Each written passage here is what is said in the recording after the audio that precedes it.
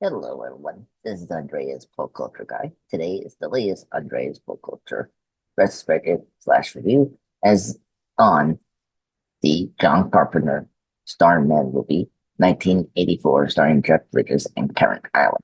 And the reason I'm doing this is because of this 40th anniversary, because it came out in 1984. If I didn't see John Carpenter's name on this, I could never have guessed that he directed. Other than the score, where I can hear more of the familiar single note kind of music that Carpenter likes to use in his music and film music as well. The movie is very different from what fans in Hollywood has come to associate the Carpenter filmography. It's such a departure from his previous work, probably the most unique entry on his directing credits. But I suppose that was the point at the time. Carpenter wanted to prove that he could do more than just a low budget sci-fi or and be successful with a more mainstream film. And with Starman, he proved it. But somehow it just didn't end up opening up new avenues for him. And following years, he was back doing his own unique blend of offbeat straight films with the big Trouble Little China in 1986. I think this movie is very underrated. It's definitely the most underrated films in John Carpenter's filmography for a long time. It's a very simple story. That's one of the movie's charms. There's no big extravagant special effects that are at least or specifically choreographed chasing. It's mostly this woman and alien driving through the road to meet a destination. That's all it is. And it has great character-driven moments with the two titular characters played by Jeff Bridges and Karen Allen.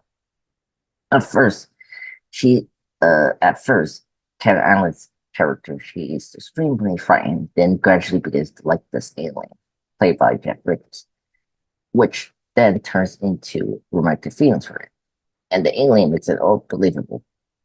Most moviegoers know her as Ravenhood from the Raiders of the Lost Ark, but here she's a much more vulnerable and caring woman, and you sympathize with her and are happy she's finding much needed connection with this being from another world. Oh, tomorrow. Bridges is a great and Jeff Bridges is great in this film, and definitely deserved the Oscar nomination. It got back in 1904.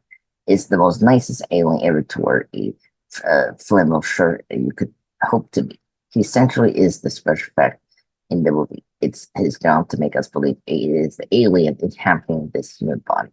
He does as much with his quick looks as he does with his more exaggerated reactions, but he never goes too broad with it.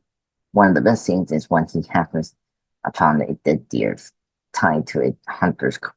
At first, he's fascinated by it, and then uses his magical alien orbs to give it its greatest gift. It could be such an incredible hokey scene, but the music, along with Alan's reactions, make it a heart-swelling moment during that moment.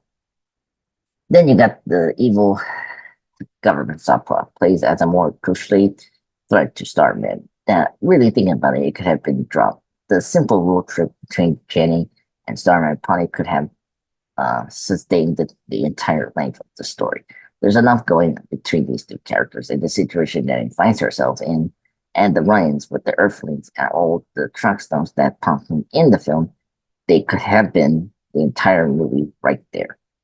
But for a sci-fi movie with few special effects, while not mind-blowing, are for the most part effect. The best one is the birth of the Starman and his human body, which is creepy but also pretty cool. But most of the others look relatively cheesy, but today's standards, the effects. But they're actually pretty good. I mean, they're not cheesy. I think they're good. But that's not the reason to be watching Starman anyway.